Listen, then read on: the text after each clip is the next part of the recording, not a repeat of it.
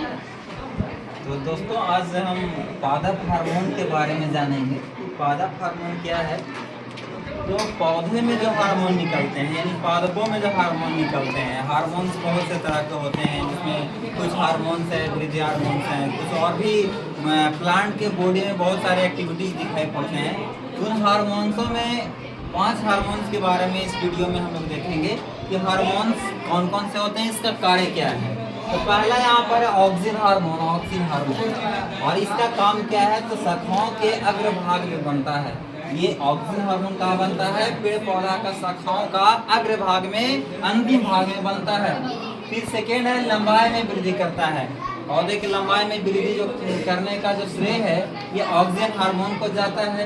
फिर इसमें प्रकाशानुवर्तन में सहायक होता है। प्रकाशानुवर्तन के बारे में आप लोग जाने हैं कि प्रकाश के अनुकूल गति, पौधों में गति, प्रकाश के अनुकूल या प्रकाश की दिशा में पौधों में गति को प्रकाशानुवर्तन कहते हैं। तो प्रकाशानुवर्तन में ही सहायक होता है ऑक्सिन हार्मोन। सेकेंड है जिब्रेलिन हार्मोन। जिब्रेलिन क्या करता है? ये तने की वृद्धि करता है, तना की मोटाई में वृद्धि करता है। ये जिब्रेलिन हार्मोन्स है। सेकेंड है इसका जिब्रेलिन का कार्य है बड़े आकार के फल तथा फूल बनने में उपयोगी होता है। जैसे आप लोगों ने देखा होगा कि बहुत से फल छोटे आकार के हैं और ये जिब्रेलिन हार्मोन में यदि वृद्धि करवा दिया जाए तो उस फल या फूल का आकार में बड़ा किया जा सकता है। जैसे कि देखे होंगे आप लोग, मान लिया जाए इसको हाइब्रिड बोलते हैं ना, हाइब्रिड सीड्स, ये जिब्रेलिन हार्मोन जो होता है उसमें वृद्धि किया जाता है। थर्ड है साइटोकाइनिन। साइटोकाइनिन हार्मोन जो है वो कोशिका विभाजन में तीव्र करता है। जब एक कोशिका से दूसरे कोशिका का जब निर्माण होता है तो उसमें तीव्रता लाता है साइटोकाइनिन। हम लोग जानते हैं साइटोकाइनिन, साइटोलॉजी जो है कोशिका के अध्ययन को कहा जाता है। तो साइटोकाइनिन हार्मोन्स जो है वो कोशिका विभाजन में तीव्रता लाता है। सेकंड है फल व बीज में अधिक मात्रा में पाया जाता है। ये साइटोकाइनिन हार्मोन कहाँ पाया जाता है अधिक मात्रा में? तो फल और बीज में पाया जाता है। फोर्थ हार्मोन है एक्सेसिक अम्ल। एक तरह का ये एसिड है, अम्ल है, और ये एसिड जो है ये वृद्धि संदमन करता है, पत्तियों को मुरझा देता है। ये पत्ती मुरझा जाता है किसके कारण? तो ये एक्सेसिक एसिड के कारण मुरझा जाता है। आदमी मुरझाता है वो उसका हार्मोन्स का सिक्रेशन अलग हम लोग पढ़ेंगे।